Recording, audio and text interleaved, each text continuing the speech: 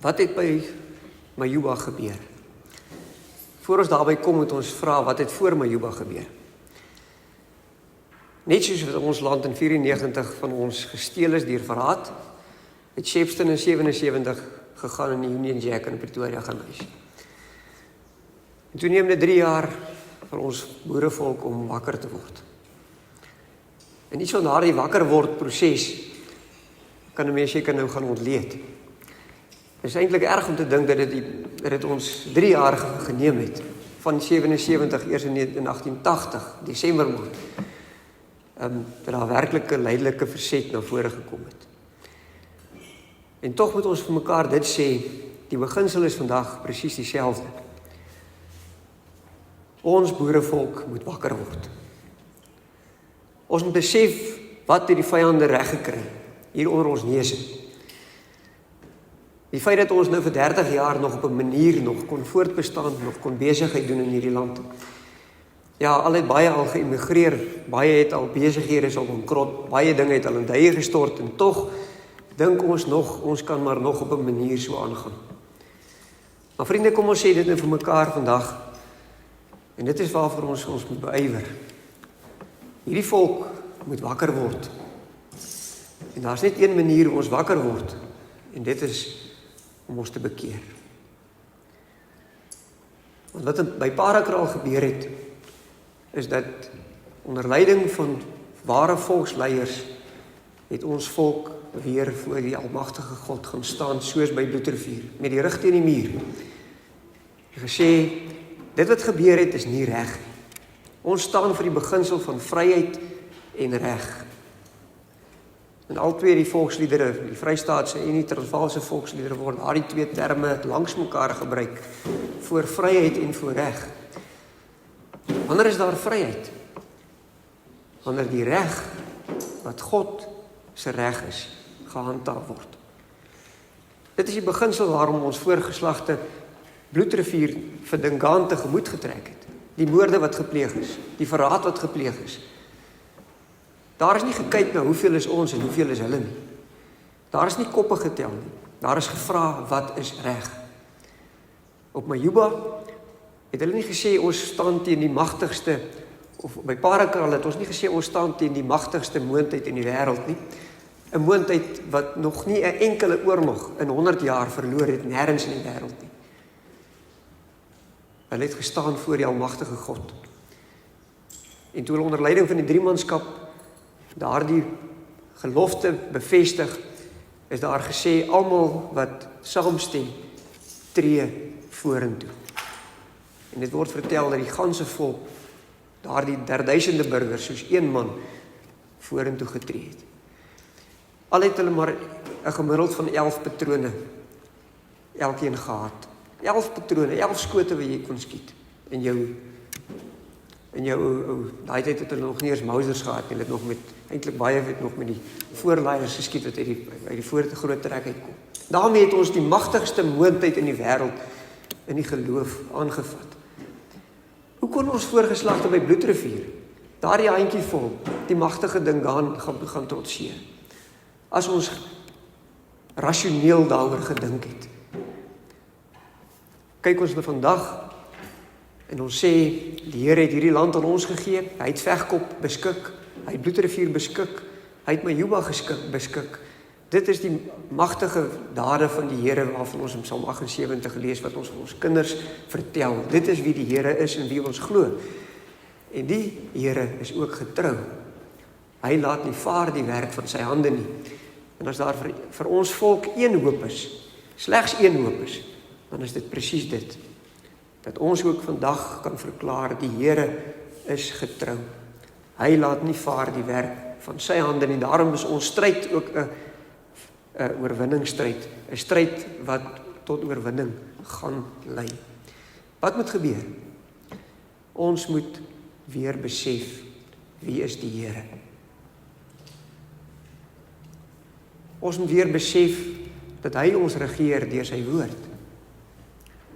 Dat Christus aan die regterhand van die troon van God staan en aan hom is gegee alle mag in die hemel en op aarde. En dat die reg van God, waar die wêreld praat van menseregte, is daar net een reg, en dit is God se reg. God se reg op sy skepping. God se reg op alles wat hy geformeer en alles wat hy daar gestel het. Dit is waarvoor die gelowige opkom. Dit is waarvoor die gelowige stry. Dit is waarvoor ons voorsate in hierdie land deur al die eeue gestry het. Die reg. Wat reg is reg, en wat onreg is onreg. En die bedrog, en die gekonkel en die geknoei, wat onder die tafel en agter die skerms gebeur het, is onreg.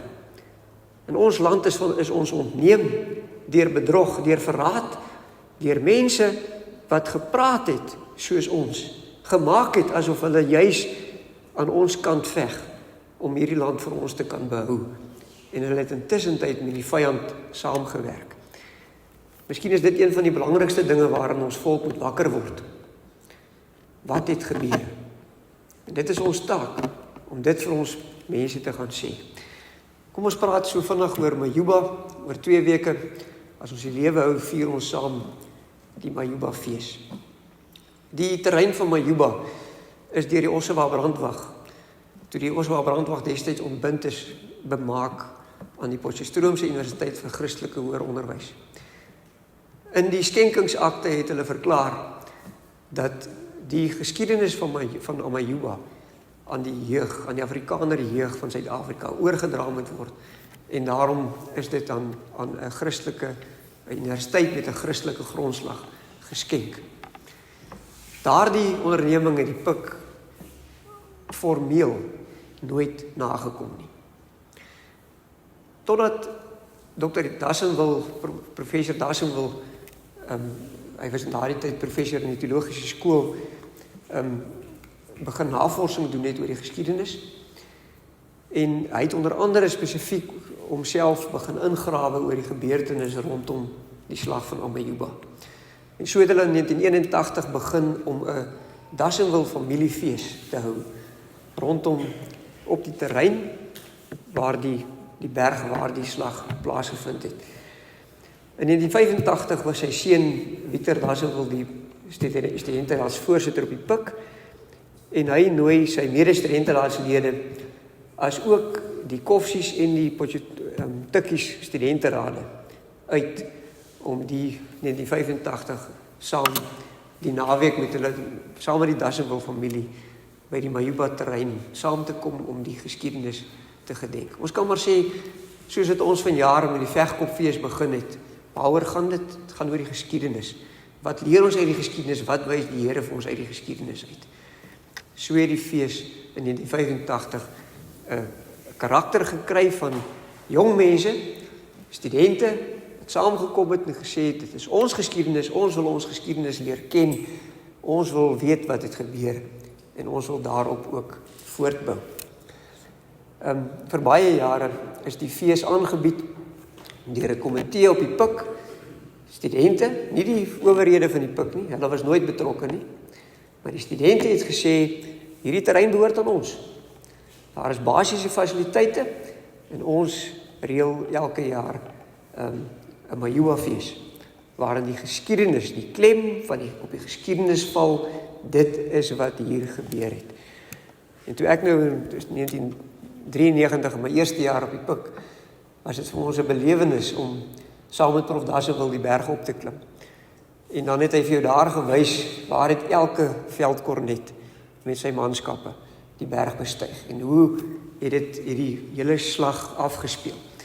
En het ons aan sy lippe gehang, al die staaltjies wat hy vir ons vertel het, van ou Hector McDonald, daar op die McDonald se koppie, toe hy nie meer kon nie, toe hy met 'n swaard begin veg, tot 'n boer hom van agter af gegryp het, en hy sê, don't be stupid man.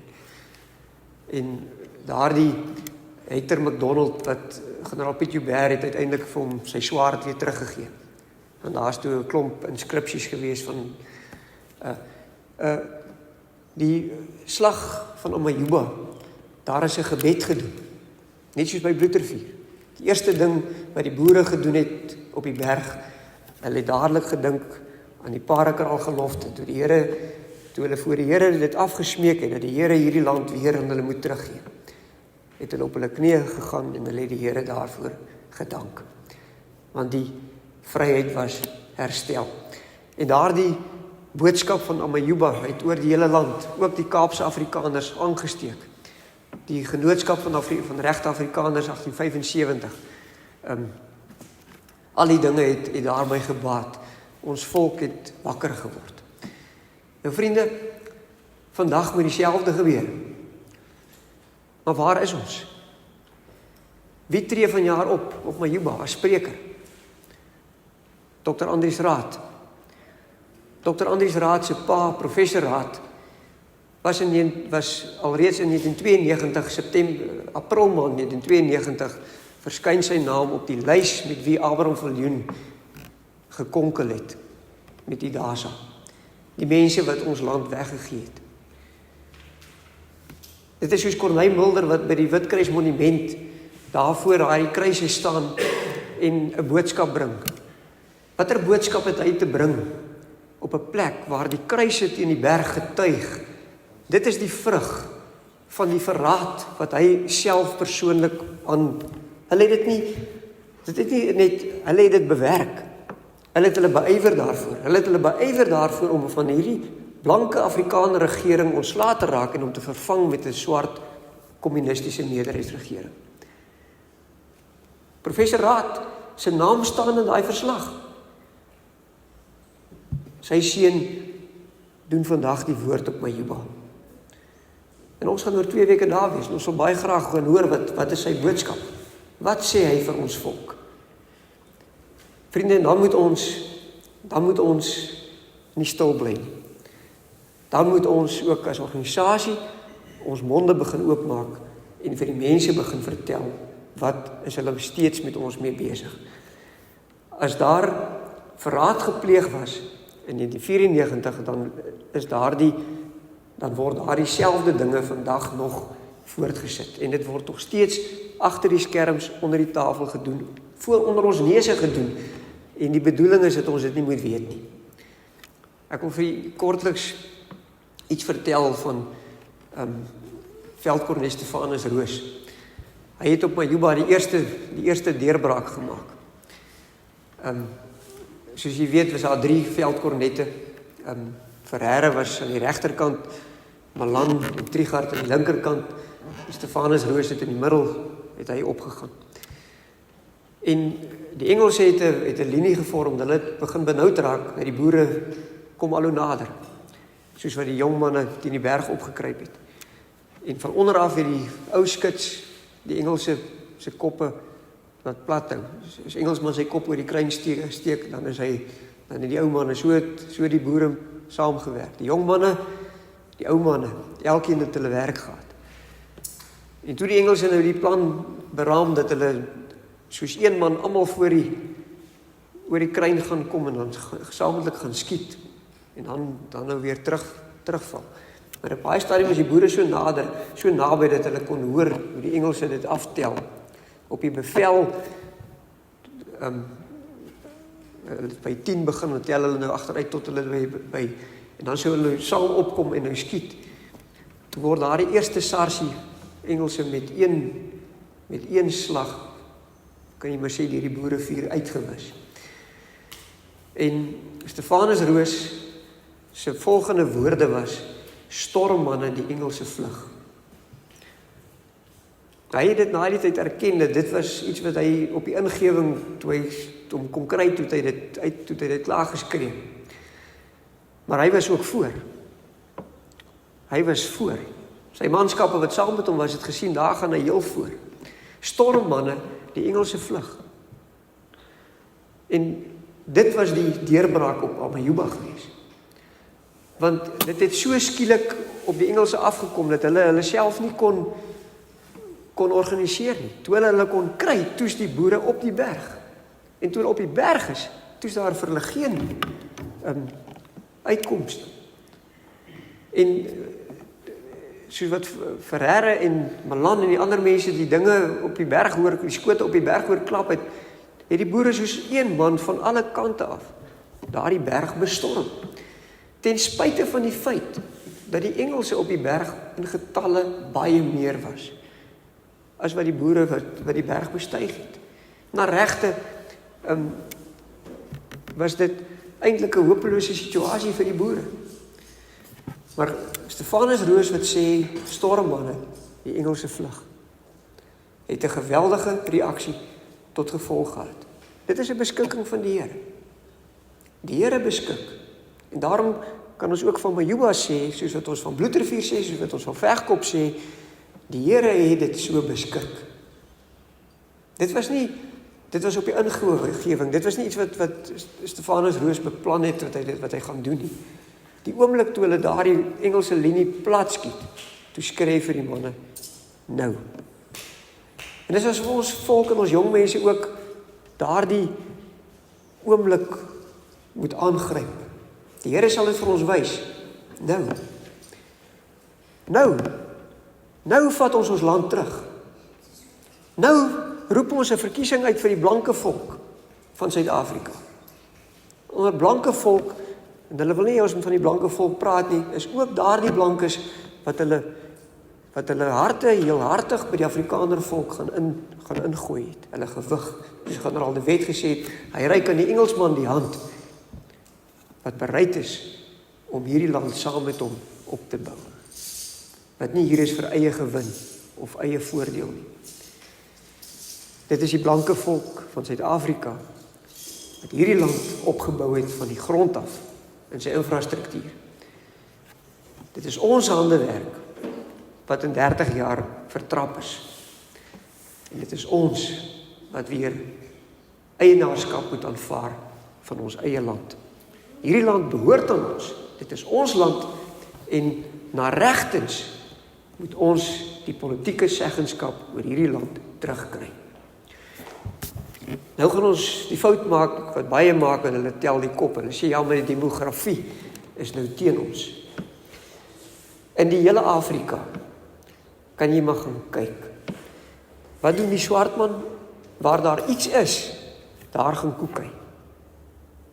So koek hulle rondom ons dorpe, rondom ons blanke dorpe, rondom ons blanke stede. Want dit is waar daar kos is, dit is waar daar werk is. Nou lyk die demografie vreeslik erg, want wat het voor 94 het ons grensbeheer gehad, was ons land se grense toe. Jy kon nie enigiemand inkom nie. En nou, van 94 af, stroom die hele Afrika, Suid-Afrika binne. Hulle kom bly, hulle wil nêrens anders in Afrika wees nie, want hier is ekonomiese welvaart. Hier is iets wat hulle nie in Afrika het nie, dis hoekom hulle hier wil wees. Mense wat vir ons vertel, kyk na die demografie het verander. Mense, ons het nie gaan patrone tel, ons sê by Parekraal, maar ons het net 11 skote om te skiet nie. Dit is nie 'n rasionele besluit wat ons moet neem in terme van kan dit of kan dit nie. Dit moet. Ons voorgeslagte het gaan tegemoet getrek in die geloof. Ons Afrikaner volk, ons voorgeslagte met ons eie hande het hierdie land opgebou en ons gaan weer besit neem van ons eiendom. Vriende, mag dit in ons leeftyd gebeur. Jong mense is begeesterd, baie mense begin vra, baie mense begin, en ons weet nie, ons bepaal nie die tye en die geleenthede nie, ons weet net die Here beskik. En die Here kan 'n klein dingetjie gebruik om 'n volk weer op te roep. Maar ons moet onthou, ons vertroue is op die Here, en ons moet die Here weer ken vir wie hy is. Ons moet die dwalinge beveg onder ons volk. Ons moet die waarheid verkondig en daaroor praat. Ons volk moet weer terugkeer na die geloofsgrondslag waaruit ons gegroei het. Want dan is daar altyd vir ons hoop.